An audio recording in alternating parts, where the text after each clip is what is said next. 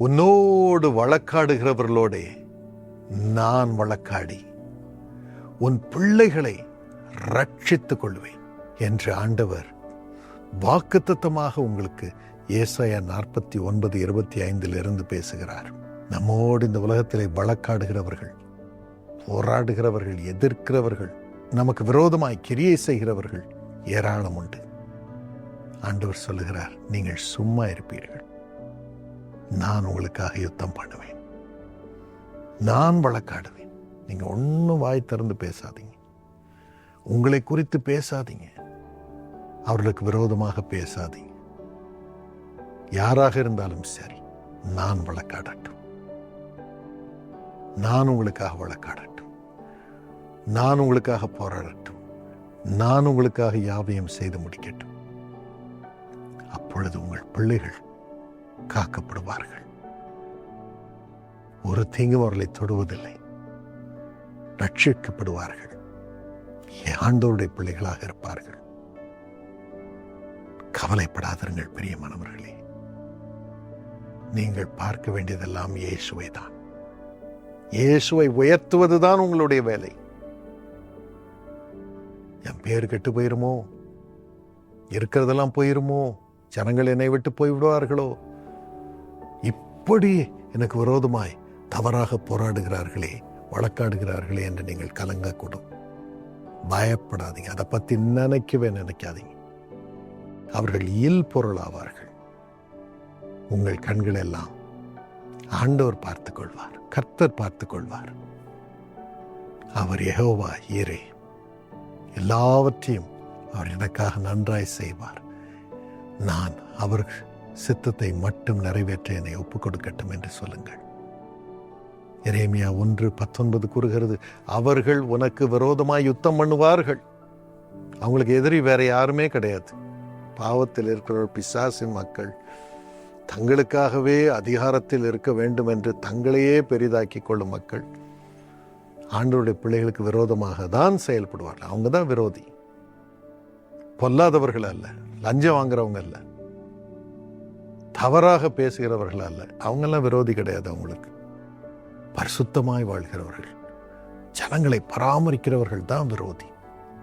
அவர்கள் நிச்சயமாகவே ஆண்டவருடைய பிள்ளைகளுக்கு விரோதமாய் யுத்தம் பண்ணுவார்கள். அதான் அவங்க வேலை. ஆனாலும் அவர்கள் மேற்கொள்ள மாட்டார்கள். அப்போதான் ஆண்டவருடைய வல்லமையை அவங்க காண முடியும். ஆண்டவர் சொல்லுகிறார், உன்னை ரட்சிக்கும்படிக்கு நான் உன்னுடனே இருக்கிறேன். அபிமெலேக் என்ற பெலிஸ்திய ராஜா ஈசாக்குக்கு விரோதமா ஆண்டவருடைய அழைப்பை பெற்ற, ஆண்டவருடைய சித்தத்தின்படி பரிசுத்தமாய் வாழ்ந்த ஈசாக்குக்கு விரோதமாய் போராடினான். அவன் கிணற தோண்ட தோண்ட தோண்ட ஈசாக்கு தோண்ட தோண்ட தோண்ட இந்த பெலிஸ்தர்கள் வந்து அதை மூடி போட்டுக்கிட்டே இருந்தாங்க. கடைசியில அவங்களால மூடவே முடியல. அவன் தோண்ட தோண்ட இன்னொன்னு தோண்டினான். அவங்க மூட மூட இன்னொன்னு தோண்டினான். அதுல தண்ணி வந்தது, அதுல தண்ணி வந்தது. சொன்னாங்க, நாங்களும் தோன்றோம், எல்லாம் காஞ்சி கிடக்குது, நீ தோன்ற தண்ணி வருது. கடவுளும் மோடு இருக்கிறார், கடவுளும் மக்கள் யாவற்றையும் செய்கிறார். இன்னும் நீ பஞ்ச காலத்தில் விதைக்கிறாய், 100 பலன் வருது. கர்த்தர் உங்களை செழிக்க செய்வார். கர்த்தருடைய நாமத்தை தரித்திருக்கிறவர்கள் எல்லாரும் இனி செழிக்க போகிறார்கள். நாம் செழிக்க போகிறோம். அவர்கள் யுத்தம் பண்ணுவார்கள், எல்லாம் பண்ணிட்டாங்க. ஆனாலும் இனி அவர்கள் நம்மை மேற்கொள்ள மாட்டார்கள், உங்களை மேற்கொள்ள மாட்டார்கள். ஆண்டவருடைய ரட்சிப்பு வந்திருக்கிறது. ஏசாயா 54:15 படி அவர்கள் உன் பட்சத்தில் வந்து உன்னோடு ஒப்பந்தம் பண்ணுவார்கள். அபிமெலேக் ஈசாக்கோடு பண்ணினது போல. என்ன ஒப்பந்தம்? நம்ம ஒரே காரியத்தை தீங்கு செய்யலான்ற ஒப்பந்தம் கிடையாது. நம்ம தீங்கிற்கு உடன்படுவதில்லை, தவறான வழிக்கு உடன்படுவதில்லை.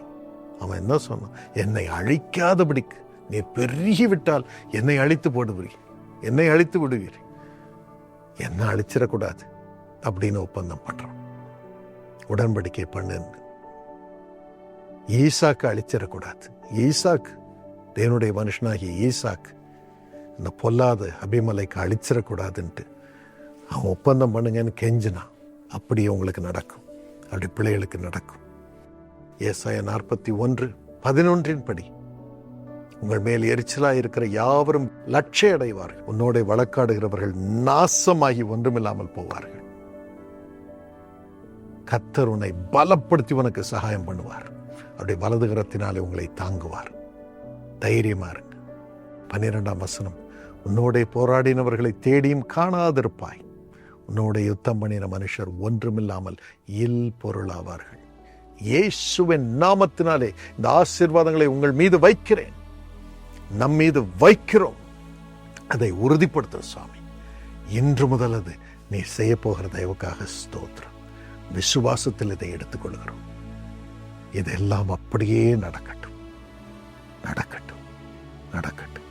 செழிப்பு உண்டாகட்டும் இயேசுவின் நாமத்தில். ஆமென். God bless you.